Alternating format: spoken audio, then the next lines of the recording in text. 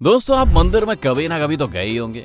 वैसे आजकल के माहौल में ये बहुत कम ही देखने को मिलता है। बहरहाल, आप कभी भी मंदिर गए हो तो आपने जरूर इस एक शख्स को देखा होगा जो आधे से वस्त्र पहनकर दिन रात भगवान की सेवा में लगे रहते हैं और आपको प्रसाद भी देते हैं, साथ ही आपकी भेंट भी भगवान तक पहुंचाते हैं। इसके अलावा भी दिन रात मंदिर का रखरखाव और भगवान के आसपास हर वक्त साफ तन और शुद्ध विचार से रहना ही इनका काम होता है। लेकिन सबको करके उन्हें मिलता क्या है? अगर आप कहेंगे मोक्ष, तो भाई ऐसा है तो दुनिया के बाकी लोग मंदिरों में पंडित क्यों नहीं बन जाते?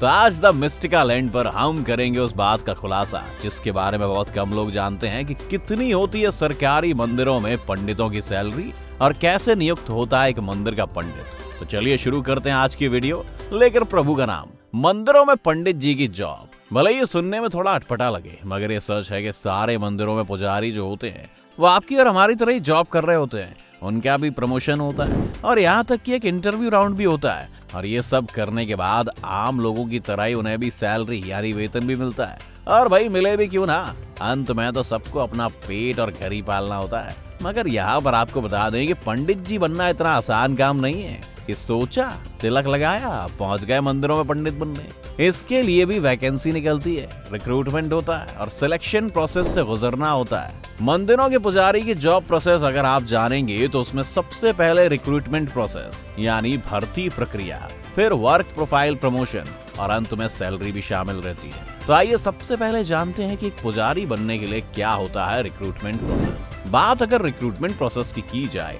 तो हर राज्य की राज्य सरकार अपने पुराने और ऐतिहासिक मंदिरों में पूजा पाठ करवाने के लिए पुजारियों की समय समय पर वैकेंसी निकालती रहती है, जिसमें एज क्राइटेरिया से लेकर मिनिमम क्वालिफिकेशन भी मापदंड होते हैं। पुजारी बनने के लिए मिनिमम एज लिमिट 18 से 35 वर्ष तक की होती है। अब आप सोच रहे होंगे कि मंदिरों में इतनी कम उम्र के तो आपने एक भी पुजारी नहीं देखे, तो इतना कम एज क्राइटेरिया कैसे? तो आपको बता दें कि सिलेक्शन प्रोसेस के टाइम पर सब पुजारियों की इतनी उम्र होती है। वो तो हर पुजारी का मन अपने अपने मंदिरों में इस कदर लग जाता है कि वो अपनी नौकरी छोड़ते ही नहीं, और देखते देखते हर मंदिर में काफी बुजुर्ग और बड़ी उम्र के पुजारी मिलते हैं। इसके बाद नंबर आता है क्वालिफिकेशन का। उसको पास करने के लिए एक पुजारी या तो वरिष्ठ उपाध्याय या उत्तर मध्यमा या 12वीं संस्कृत से पास होना चाहिए।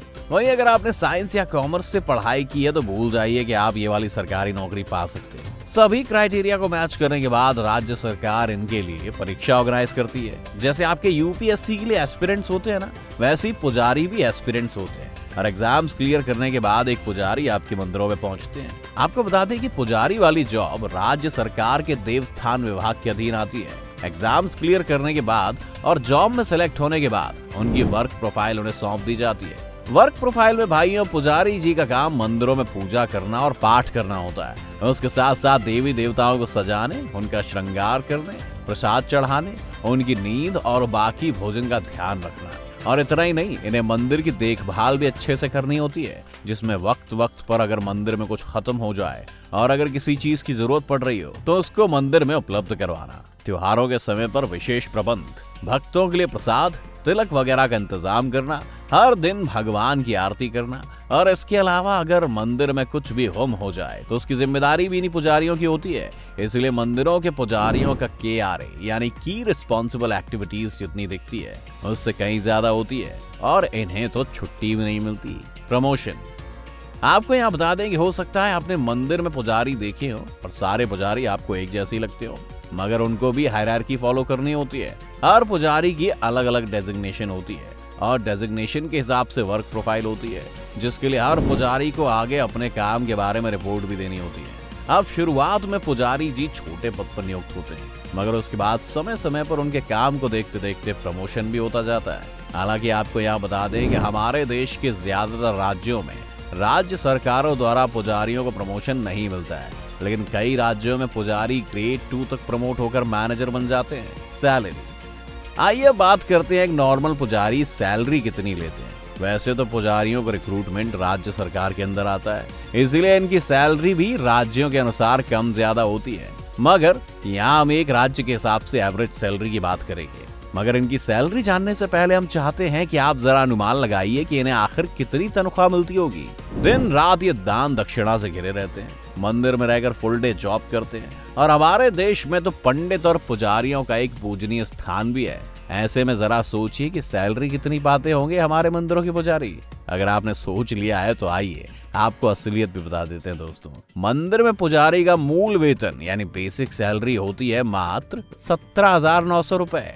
उसमें डियरनेस अलाउंस, जिसको महंगाई भत्ता भी कहा जाता है, वो है 17% यानी 3,000 रुपए। हाउस रेंट अलाउंस इन्हें 2,900 रुपए मिलता है, जिससे ग्रॉस सैलरी निकल कर आती है 24,000 रुपए। और पीएफ स्टेट इंश्योरेंस का डिडक्शन होता है 2,300 रुपए का, जिसके चलते पुजारी जी सिर्फ महीने के 21,000 रुपए उठाते हैं। हालांकि हर स्टेट के हिसाब से अलग अलग होती है, मगर मूल आधार पर इतनी ही सैलरी मिलती है। अब आप हमें कमेंट करके ये जरूर बताएं कि आपने कितनी सैलरी सोची थी। मगर दोस्तों, कई सालों से पुजारियों की सैलरी बढ़ाने पर जोर डाला जा रहा है। देवस्थल विभाग के कर्मचारी यानी कि पुजारी अपने हक के लिए पिछले काफी समय से संघर्ष कर रहे हैं, जिसमें बेसिक सैलरी बढ़ाने से लेकर प्रमोशन आदि को लेकर उनकी मांगे शामिल हैं। मगर समय समय पर भगवान भक्त बन जाने वाली राज्य सरकार इन पंडितों की बात को कुछ खास सीरियस लेती नजर नहीं आती है। वैसे आपको सुनकर हैरानी होगी कि साल 2017 में तो पुजारी की सैलरी सिर्फ 8,480 रुपए ही थी।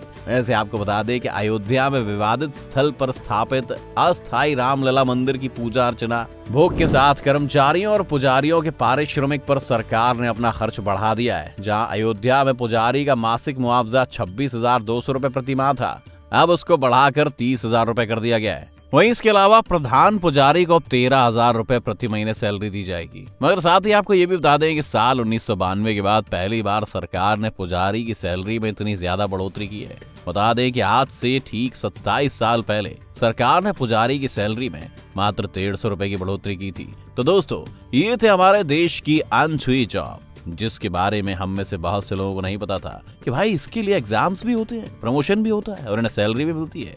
इसीलिए हमने सोचा कि आपको थोड़ा सा रियलिटी से वाकिफ करवाया जाए, ताकि अगली बार जब भी मंदिर में जाकर पुजारी जी को आप देखें तो जान सकें कि उनकी भी एक नौकरी है, ठीक आपकी और हमारी तरह, जिसमें वो तन मन और धन से लग जाते हैं। बाकी हमारा क्या है, हम तो हर मंडे अपनी नौकरी और बॉस को कोसते ही रहते हैं। चलिए दोस्तों, हम चलते हैं, आप भी अपनी जॉब पर ध्यान दीजिए। हम मिलेंगे आपसे अगले वीडियो में, मगर हाँ, ऊपर बताई गई सैलरी और आपकी हुई एक्सपेक्टेशन का डिफरेंस हमें बताना मत भूलिएगा।